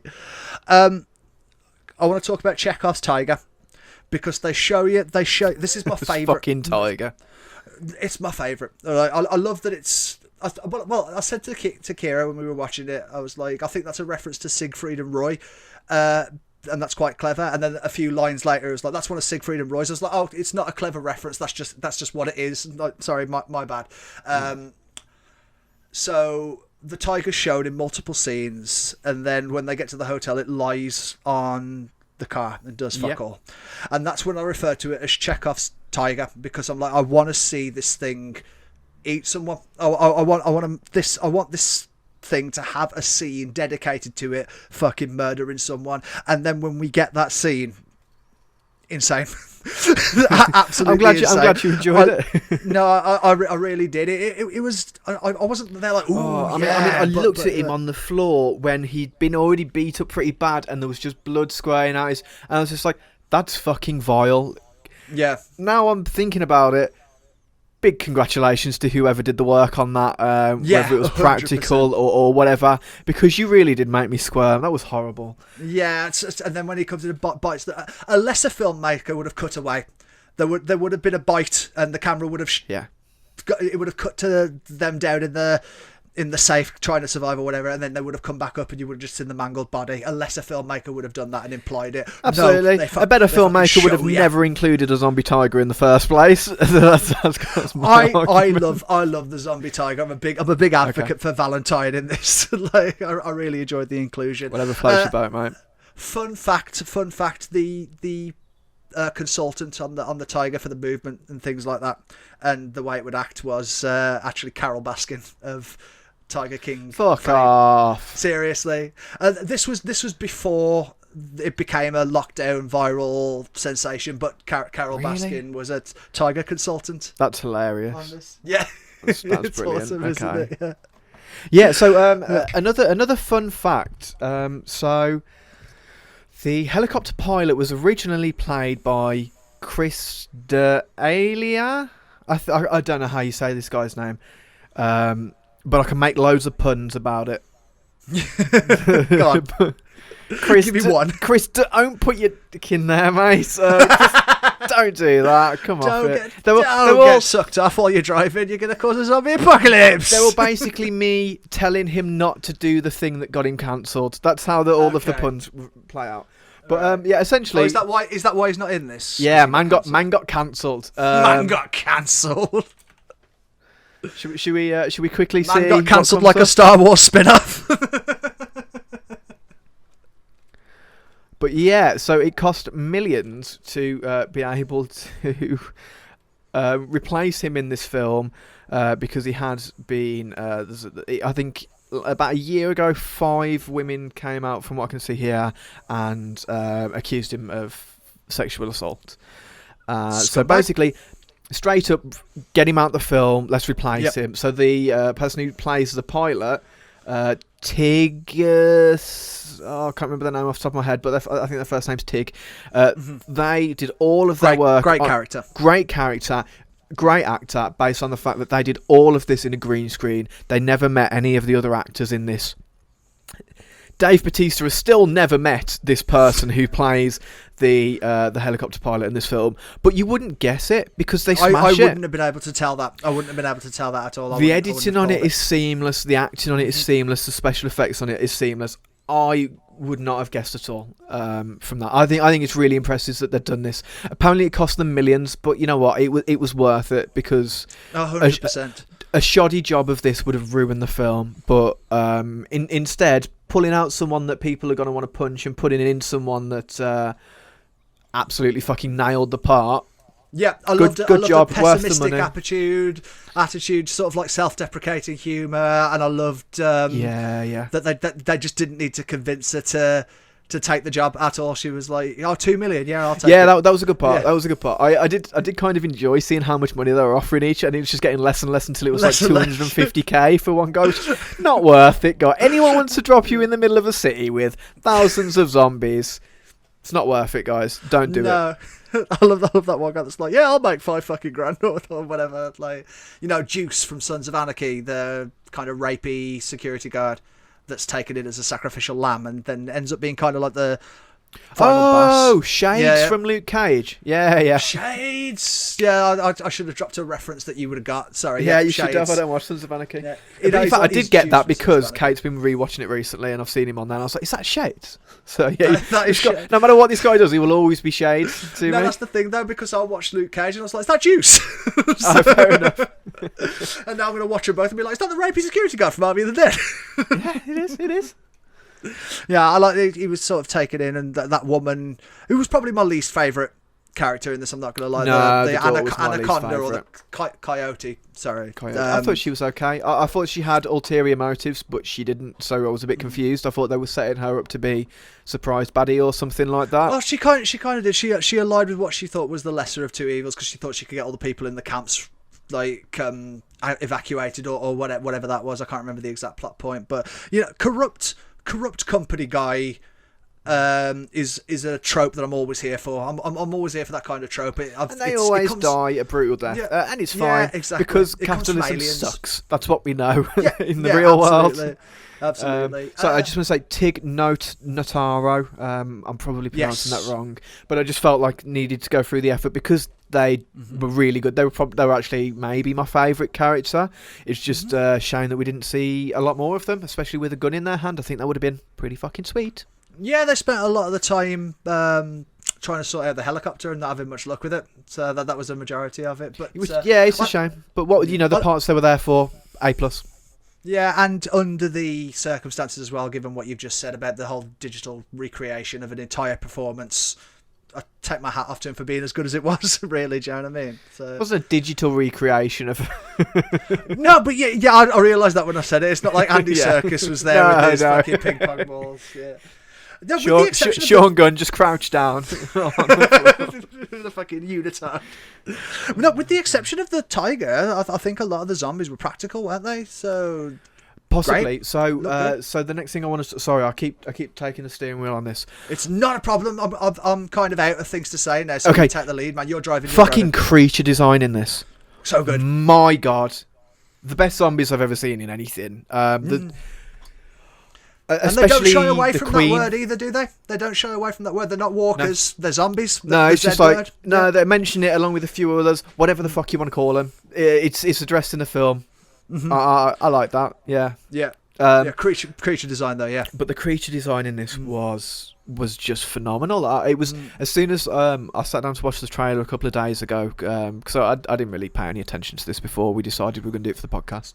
As soon as I sat down to watch the trailer, it was the first thing that hit me in the face, just how astonishing the creature design is in this. And I think especially the Queen, they've put some effort into that desigin, and it shows, man. It great really performance, shows. Great performance as well. The movement and the. I didn't even think of that. You're absolutely right. Who do we know who played the Queen? I don't know off the top of my head. And while you're looking that up, I will echo what Jord's saying about the creature design in with the performance of the actors and the sound design, like the guttural sounds that these things make, the unearthly screams and whatever, make some of the best zombies put to screen ever in anything, video game, 100%. Anything. Like, brilliant creature design, brilliant. As an ensemble, that entire department, a big fucking chef's kiss.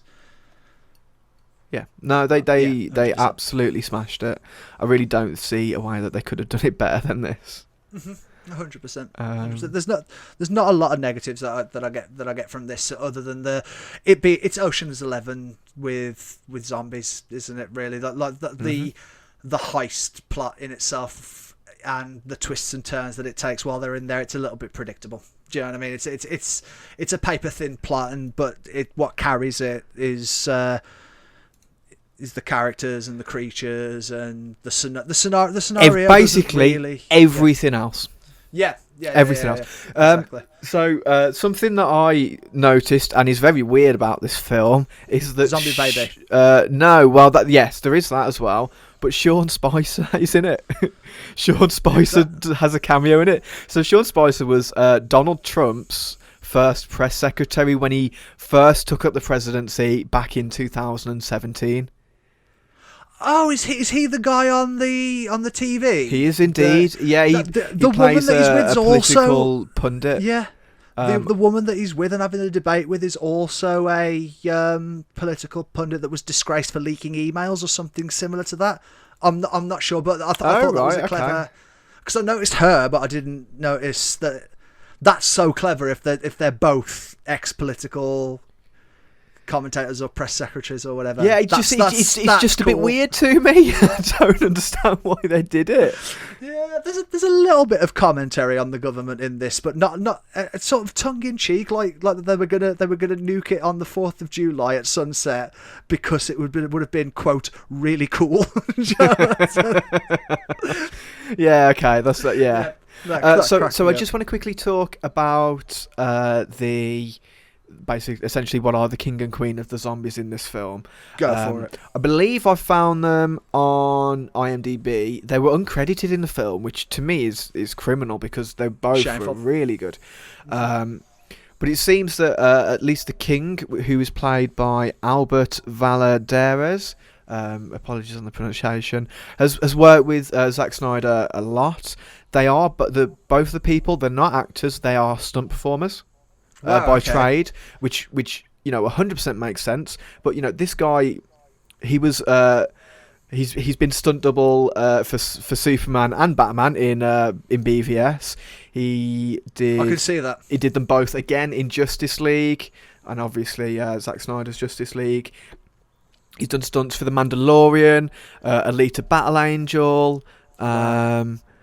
So his CV's pretty stacked then. Glee, funnily, and a couple of TV shows, G.I. Joe. Essentially, this guy seems to be one of the best in the business. Looking at this incredible list of, sorry. They are credited for the roles, but they're credited as actors. But their profiles are showing me stunts because that's what they are by trade. No, they are credited. That's great.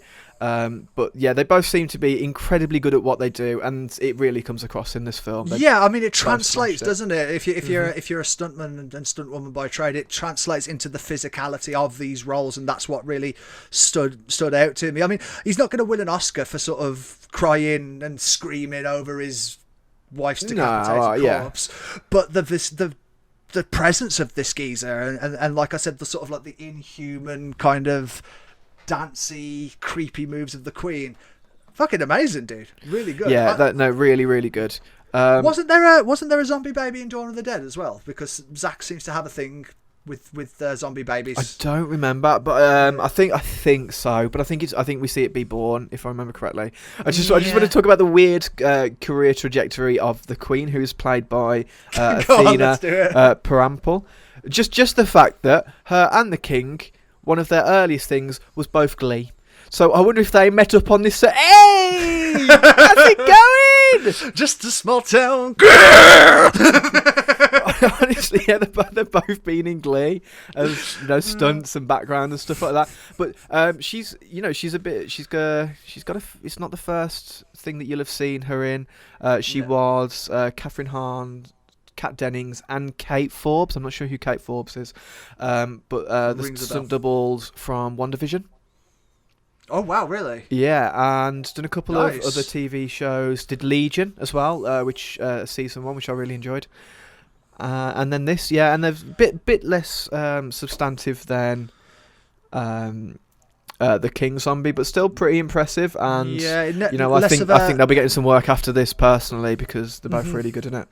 Less of a Zack Snyder team player, that one as well. Like, she wasn't in Sucker Punch or anything like that, or. No, nothing. Yet some technical difficulties might have cut off a little bit of our conversation at the end. Jamie's saying might, but we know it has, because we've even exported everything we've just done and are starting again. So, in summary, Army of the Dead, good shit. Yeah, good film. Yeah, go see it, man.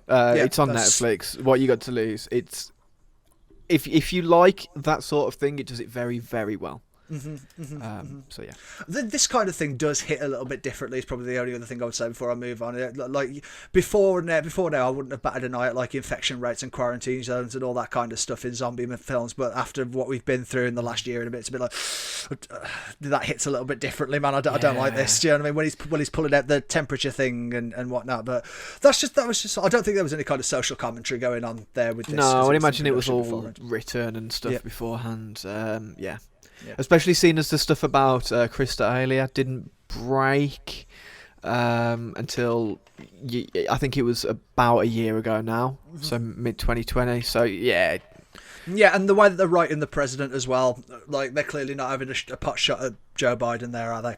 Let's just leave it at that. It's some other president that I can't think of the name of. Off the top of my head. He didn't even exist, man. It was an alternate timeline, that was. He makes steaks, I think. Not great though. He eats McDonald's with a fucking knife and fork. Anyway, so Jord, I've got a question for you, mate. Go on then. How's it going? How's it going, Jay? Woo! How's it going? What's going on? Tell us about all the shit that you've done. How's it going, kid? Turning the podcast on its head. Yeah, that was officially sanctioned. I told him that he can do that because I stole his line from the intro. You did, you bastard. Right, go Fucking on. Do it again. Ha ha. I'll do it again. How's it going?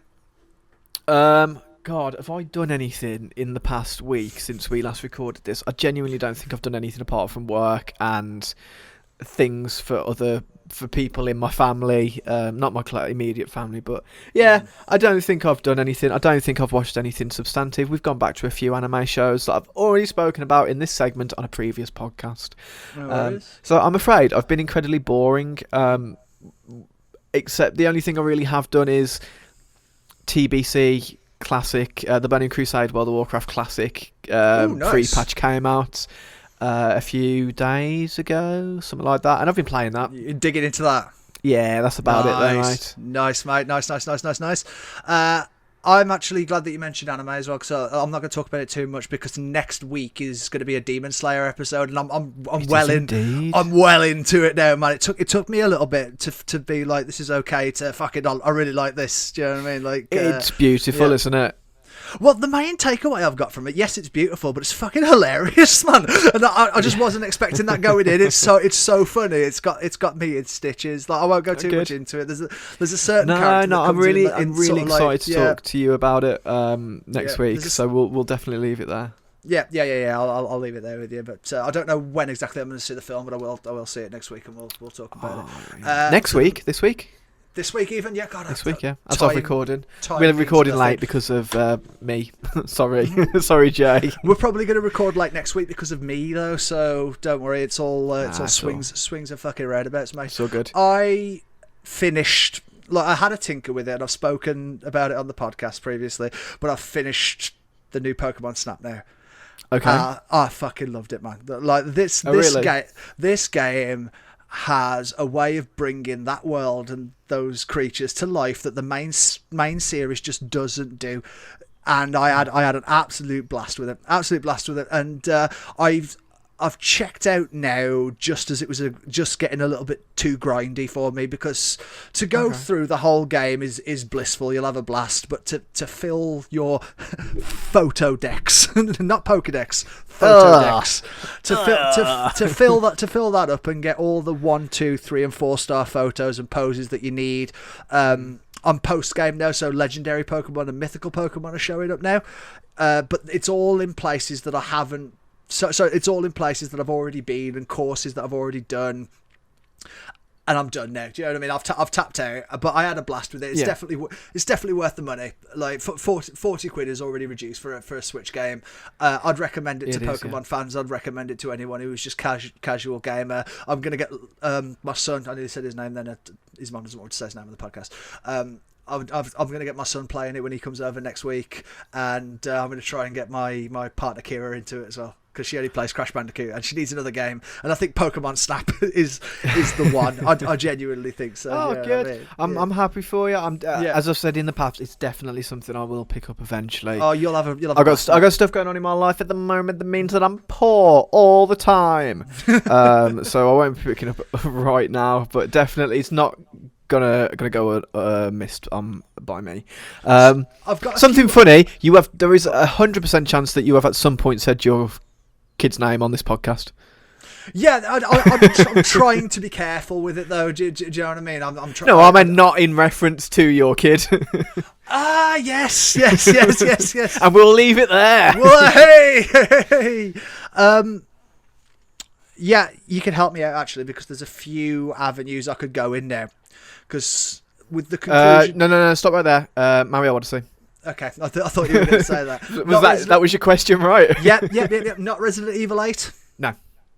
I was gonna try and play a little bit of Resident Evil 8 for the occasion, with it being a zombie themed week, but I just got too busy with Demon Slayer and Pokemon Snap. So, but another thing that game's done as well is made me realise, fucking hell, I love this franchise. So I've got the DLCs for Pokemon Sword and Shield, so I'm going to play through those as well. Oh, okay. Enjoy, mate. Yeah, get back into it in preparation for the Diamond and Pearl remakes coming out later on this year. I cannot wait. I haven't looked forward to a mainline Pokemon game for a long fucking time, let me tell you, and I am so excited for these remakes. They've made it for you though. They've given. They really have. Exactly if anyone back here has been watching from the start, they've ticked every box that was stopping me from playing any games since basically Omega Sapphire or Ruby or whatever it was. Omega Sapphire, that's it.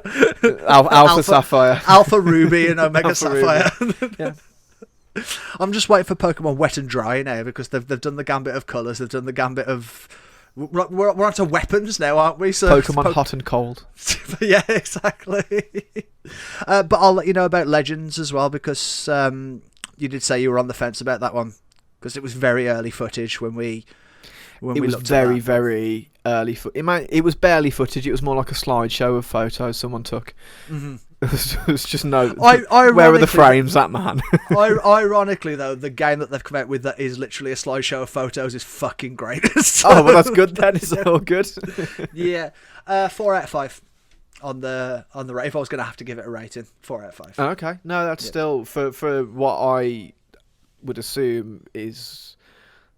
It's difficult to make a full game out of taking photos, isn't it? So that they've probably done a good job if you're giving it that high rating.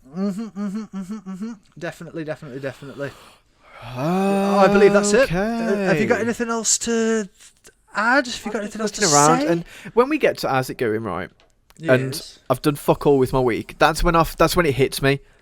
that I really have done nothing, and that the past 7 days of my life has been a waste of time. It's not, though, because you're putting bread on that table, aren't you? Do you know what I mean? You can have egg on toast because of you. Do you know what I mean? Like, so all me, man. That's all me. All you. Fuck Kate. She does nothing. Nothing. Actually, no. We've got bread at the moment in the house only because Kate bought some today. So it's not even me putting the bread. To be fair, our women went out and did the shopping this week. One of them came back with a Happy Meal and the other one didn't. Do you know what I mean? So. That's it, mate. I know which one I'd rather. I know who I like the most. Good. Good. Fucking keep it that way. Right, that's a podcast, and then 9.5 minutes of us talking shit. That is a podcast. I enjoyed that. I fucking Shrek, man. No, this has been a good one. I always really enjoy recording these and speaking to you, obviously, and catching up. But I've enjoyed this one more than normal. I think it's been a really good one. I hope that comes through on the recording and that you guys have enjoyed it too. Yeah. And if you haven't, tough shit. If you have, we'll see you next week. Absolutely. Where can people find you online, Jord, if they feel so inclined? Right fucking here, mate. I'm right here now. Ooh. Right here, right now. You are looking at me. Or potentially just listening to me. Specimen. Look at him. Listen to him. He's at the _Sidonian on Twitter. Someone's in a rush. I am, of course, at the _Sidonian on Twitter, or just Sidonian on YouTube. It's been scrolling past you this whole episode below our faces. Check it out, man.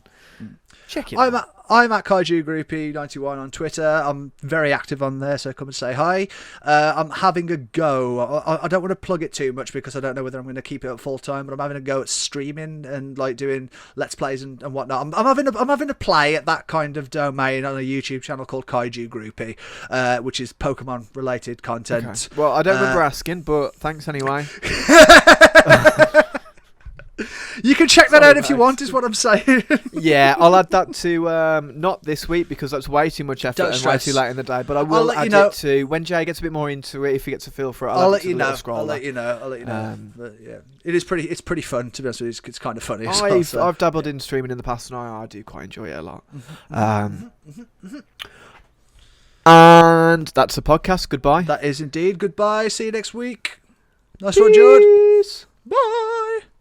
The pod is finished, the pod is gone. Why don't you go watch another one? That was Mukkapod, it was Mukkapod.